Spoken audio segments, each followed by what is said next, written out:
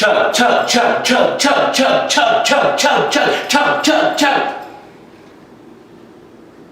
Let me ask you a question. You gonna pay my medical bills?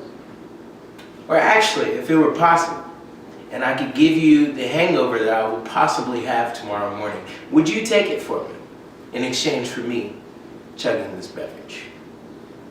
Free yourself. Understand that people are part of the situation, but not necessarily part of your well-being. Understand that sometimes they get caught up in the moment, and the only way for you to not also be caught up in the moment is for you to be aware, for you to be paying attention. There are many things that a lot of us get into, and you always want to be aware of the consequences.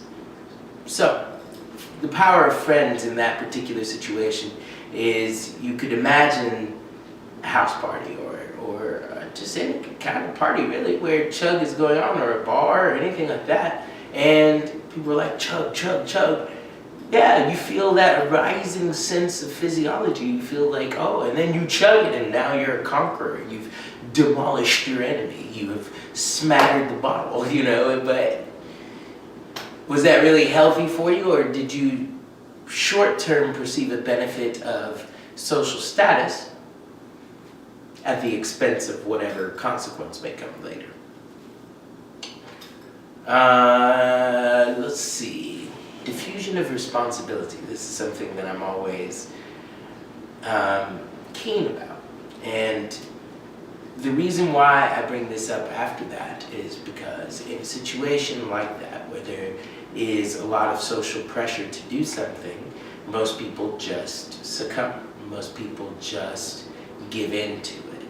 And my challenge to you, when I say free your mind, is to be aware of these circumstances and keep in mind what is best for not only yourself, but for those around you. Diffusion of responsibility, if you're not familiar with it, please go look it up. One of the main situations that is correlated with it is a couple of really ghastly murders in New York. And things could have been changed had people responded, that people knew what was going on, people could see what was going on, or somehow were clued in that something was going on, but were like, it's none of my business. So, I challenge you to go and look that up. I challenge you to look up the Milgram experiments, where people were obedient to this individual in a white coat to the point that they would have potentially killed somebody. Go and check those out. Understand what I'm talking about when I mean that there is a lot of social pressure going on, and how powerful it has an effect, or how powerful the effect is on people around us. Another scenario. Hit 1:30, 2:30 in the morning, and you ever heard, hey, should I drive? Can you drive? I think I can drive, it'll be fine.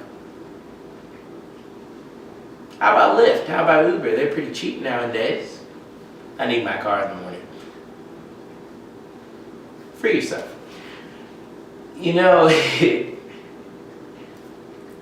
If I'm not going to name any companies here, but any other companies here, but have you ever been about to term a contract with a company because they did something that was unsatisfactory, and all of a sudden you were offered a new brilliant offer? I mean, it was splendid, to the point that you had to take it. It was an offer that you really could not refuse. Though you accepted that offer, I ask you, did it cross your mind? Was there a sense of mistrust with the company? A sense of, well, why wasn't this offered before? Why did we have to come to the precipice before you offered me something that is closer to what I originally wanted anyway? Free yourself. Free yourself. These situations that I'm bringing up today are just examples of things that I see around, because I want to be slightly more specific. I want to challenge the notion that you just have to go with the flow, that you can't take down the sails and row in your own direction. What worries me is that if you don't stand up and do what you want to do in just a social situation, for example, the chugging or out at a party, whatever other situations that I've mentioned even in the previous videos, if you can't stand up in those situations for what you yourself has set as your standard, no one else will, obviously, because it's your standard. So if you can't stand up for yourself in that situation, in which, honestly, the consequences are not that grave. When you weigh it against the consequence of life, it's not that grave. There are people who die every day for the standards that they believe in, even though the state that they're in, the country that they're in, doesn't follow what they believe. Your consequences are not even that grave, and you are already giving in. It makes me question what you would do when it does get that serious, when it is that grave. Are you able to stand up for yourself, no matter where the crowd is going, no matter what the crowd is doing, and say, you know what, I see why you're doing it, and personally, it's just not my thing. It's not something that I want to partake of.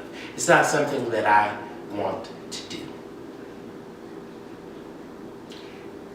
Caution, I'm about to get into something a bit more explicit, and so if you don't want to hear this particular portion, please, by all means, don't feel bound by it.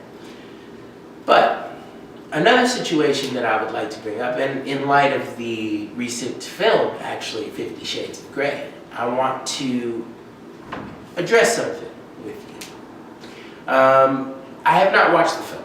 I have heard different things about the film, but I was thinking of doing this prior to the film, but I think it's fitting that the film has come out and there was a lot of buzz about it, and people are excited about it, and it's something that I have always deemed curious.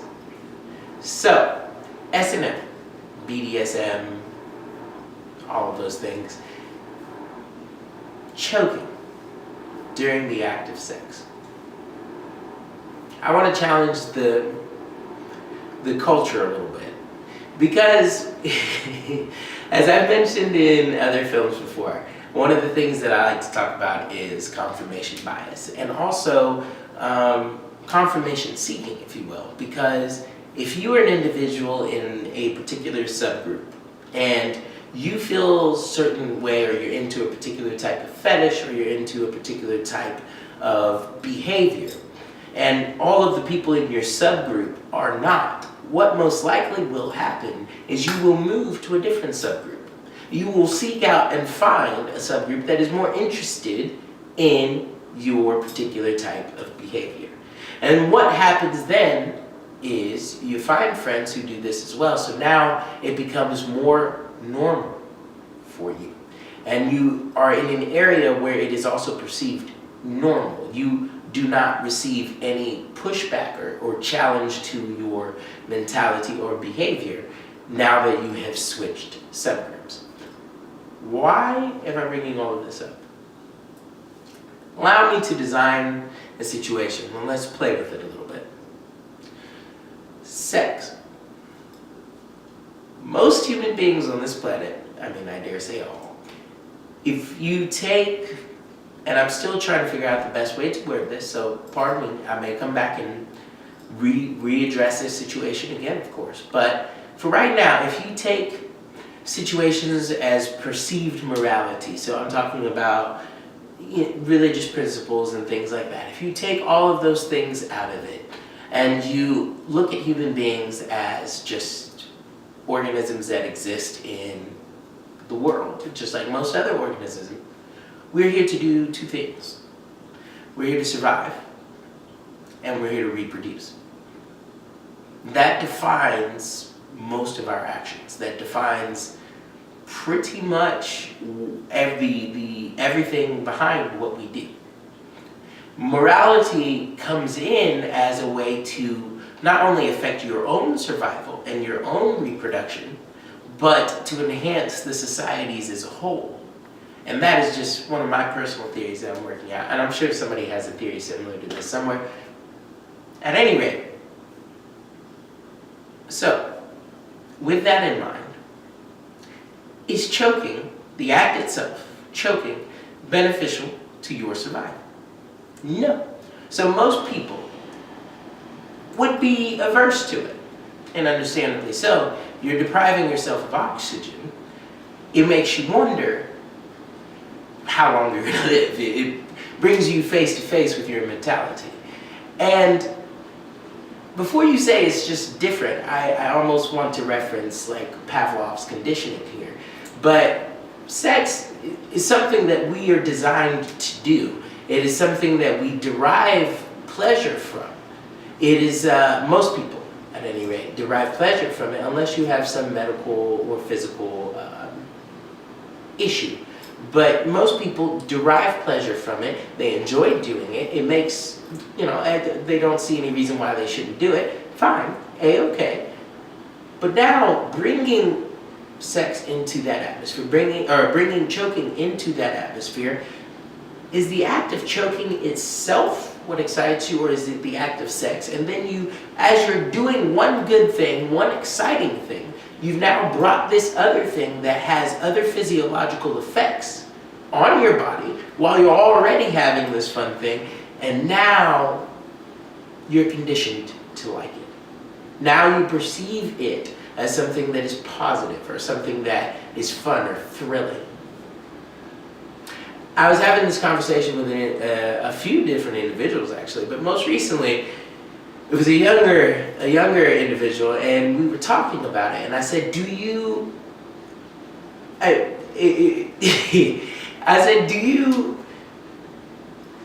you were out of the street and you were getting choked, you would derive zero pleasure from it.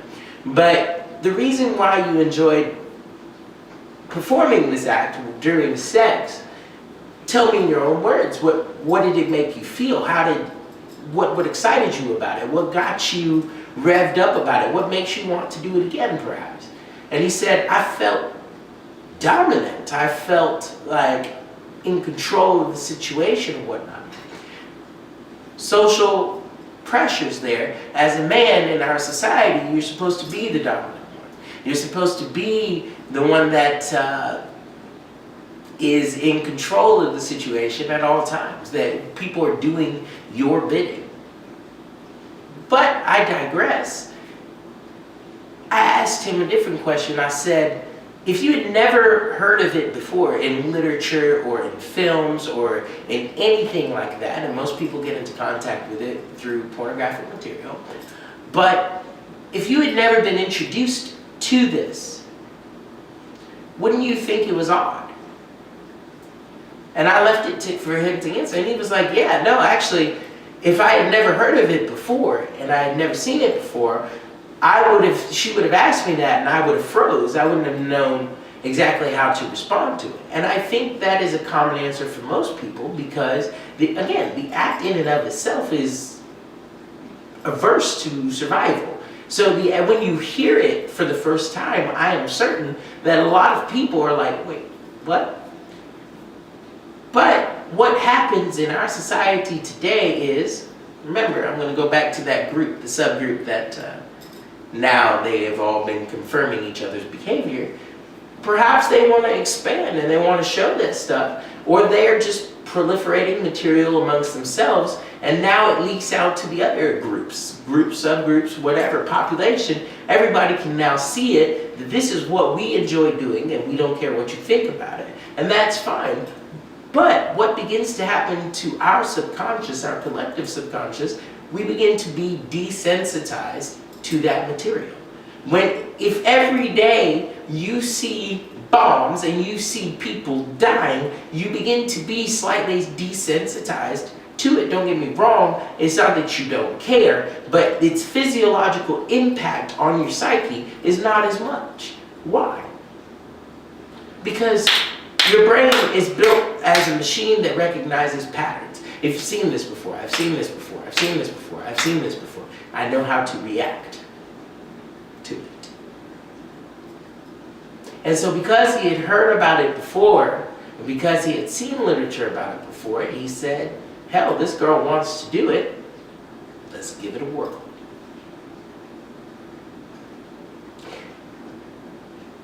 All of that I say to ask you to free your mind.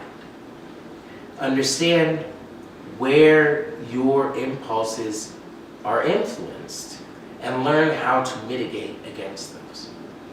It's just like on a diet where you have to fight the urge to eat the turtle cheesecake with the Oreo cookie crust. You have to push it away because you realize that long-term benefits of this, maybe I need to make a different decision here. And personally, what I have seen, people who are interested in doing that type of behavior, I don't personally see that it actually enhances your life. And for individuals that want to do it and create atmospheres in which they can actively participate in doing it and create a pattern for themselves where they can only feel excited when it's happening, you're spiraling down a road that is dark. And I don't say that lightly, and I don't want you to think that I'm judging people. I want to make clear here that this isn't a judgment thing. It's looking at the facts at hand. And I personally am averse to it because of what I've seen its effects on people. And the people that typically enjoy doing this type of thing, when you talk to them about their past, the past that they don't write on their Facebook page, the past that they don't tell anybody usually. They may tell a stranger because they know that it's not coming back to them. They won't have to deal with it later. But to tell you, somebody that they know, you would perhaps view them differently. That's what I'm talking about. Because I go out all the time and have random conversations with people that I never get their number, I never get their Facebook page. I, half of the time, don't even get their name. But we will talk about subjects like this, and they will feel more comfortable to lay it all out on the table. So, perceive that when I say this isn't a judgment issue. This isn't a, you shouldn't do that, shouldn't do this. View it for what it is. If you view it for what it is and it still excites you, it's your life. And I want to leave, and today I know this sounds like a darker episode, but to end here, we all have a dark side.